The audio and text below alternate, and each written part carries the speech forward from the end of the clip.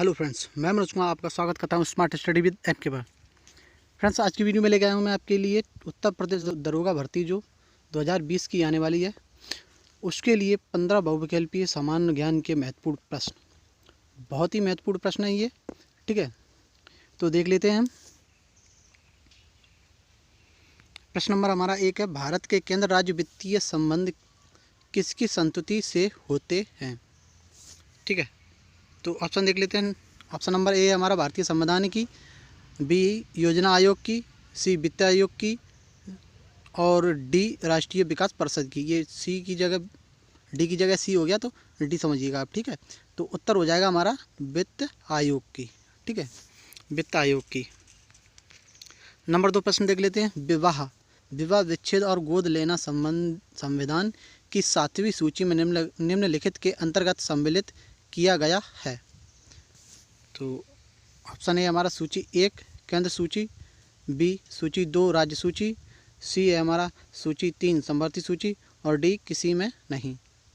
तो उत्तर हो जाएगा हमारा सी सूची 3 समवर्ती सूची में, ठीक है। आगे देख लेते हैं नंबर 3 प्रश्न नंबर 3, संगम सूची का उद्देश्य है। तो संगम सूची का उद्देश्य है ऑप्शन ए हमारा शुद्ध पीने के पानी की व्यवस्था, बी नदियों की सफाई, सी सांप्रदायिक समुदाय में बढ़ोतरी, डी विकलांगों की सहायता। तो उत्तर हो जाएगा हमारा डी विकलांगों की सहायता। उसके बाद देख लेते हैं हम नंबर 4 प्रश्न नंबर 4, निम्न में से राज्य के नीति निर्देशक तत्व नहीं हैं, राज्य सुनिश्चित करने का प्रयास करेगा कि। ऑप्शन देख लेते हैं। ऑप्शन है पुरुष महिलाओं को समान कार्य हेतु समान वेतन, बी जीविकोपार्जन हेतु पर्याप्त साधनों का समान अधिकार, सी अस्पृश्यता उन्मूलन, डी काम हेतु न्याय संगत और मानवोचित दशाओं में है। तो उत्तर हो जाएगा हमारा सी ऑप्शन नंबर सी अस्पृश्यता उन्मूलन, ठीक है। आगे देख लेते हैं प्रश्न नंबर 5, जवाहर रोजगार योजना का उद्देश्य है। तो ऑप्शन नंबर ए ग्रामीण क्षेत्रों के युवाओं को रोजगार उपलब्ध कराना, बी बेरोजगार युवकों को रोजगार उपलब्ध कराना,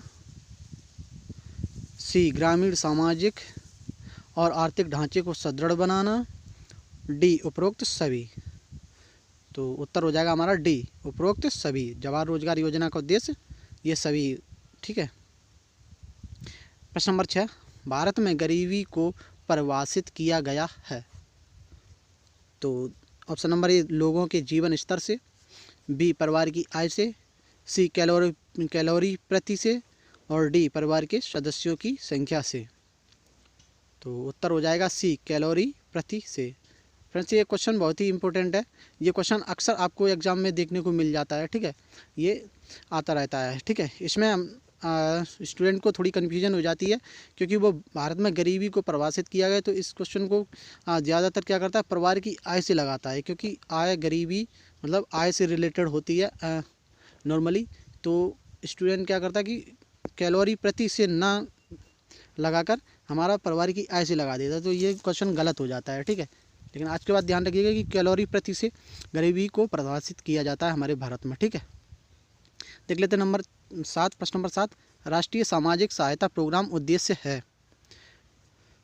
तो ऑप्शन है हमारा ए गरीबों हेतु बीमा, बी अति गरीबों हेतु वृद्धावस्था पेंशन, सी अनुसूचित जाति या अनुसूचित जनजाति हेतु वित्तीय सहायता, डी उपरोक्त सभी।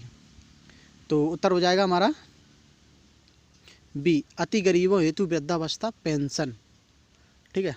आगे चलते हैं, देखते हैं प्रश्न नंबर 8, निम्न में से किस एक का संरक्षण भारतीय नागरिक का मूल कर्तव्य है। तो देख लेते हैं हमारा ऑप्शन नंबर ए हमारा ग्राम पंचायत, ऑप्शन बी राष्ट्रीय ध्वज, ऑप्शन सी अन्य प्राणी, ऑप्शन डी अनुसूचित जाति अनुसूचित जनजाति। तो उत्तर हो जाएगा हमारा बी राष्ट्रीय ध्वज, ठीक है। नागरिक का हमारा जो संरक्षण भारतीय नागरिक का मूल कर्तव्य है, तो हमारा बी हो जाएगा राष्ट्रीय ध्वज। प्रश्न नंबर 9 देख लेते हैं, निम्न में से कौन सा एक लोकसभा और राज्यसभा की गणित पूर्ति करता है। ये भी क्वेश्चन बहुत ही इंपॉर्टेंट है। ये अक्सर हमारा संविधान जिस भी वनडे एग्जाम में आता है संविधान का पोर्शन, तो उस पर उससे ये क्वेश्चन ज़्यादातर रखा मिलता है हम लोगों को, ठीक है। तो क्वेश्चन हमारा इंपॉर्टेंट है, ये याद रखिएगा। तो ऑप्शन नंबर ए कुल सदस्य संख्या का 1/10, बी कुल सदस्य संख्या का 1/8, सी कुल सदस्य संख्या का 1/6, डी कुल सदस्य संख्या का 1/5।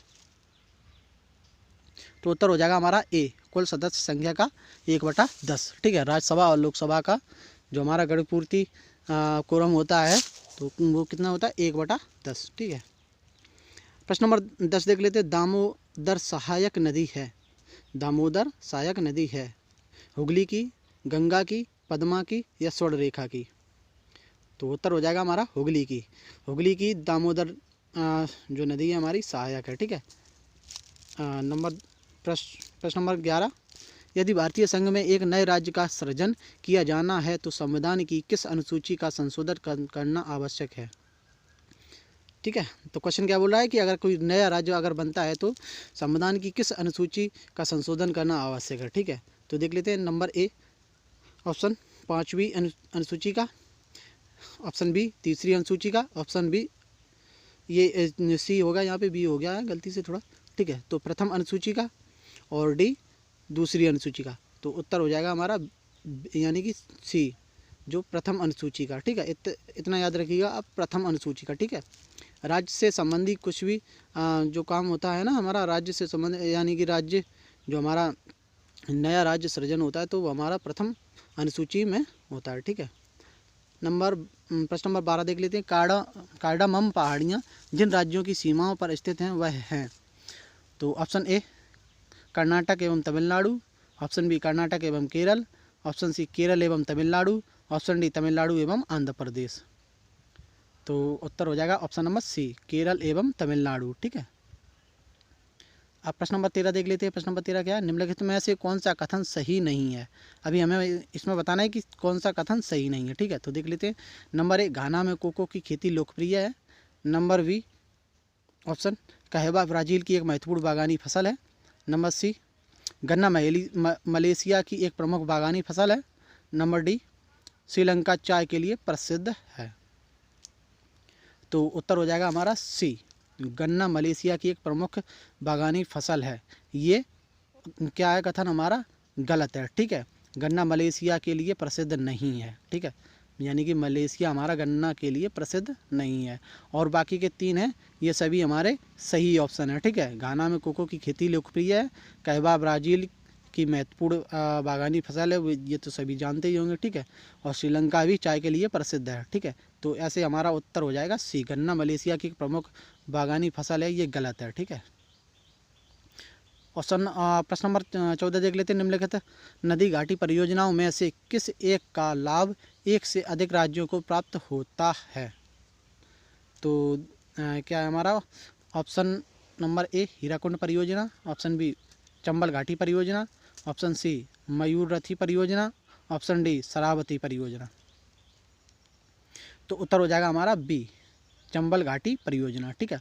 ये क्या है एक से अधिक हमारी जो है एक से अधिक राज्यों को इसका लाभ प्राप्त होता है, ठीक है।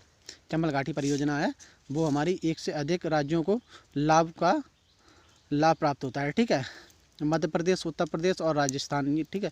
तो इन तीनों राज्यों को ये इससे लाभ होता है, ठीक है। नंबर 15 देख लेते हैं। प्रश्न नंबर 15 निम्न में से किस राज्य या संघीय क्षेत्र का भौगोलिक क्षेत्र का अधिकतम भाग वनाच्छादित है। ऑप्शन ये भी बहुत ही अच्छा है, प्रश्न ये भी बहुत अच्छा है, ठीक है। तो देख लेते हैं इसमें। Option number A Tripura, option B Andaman Nicobar, option C Mizoram, option D Nagaland.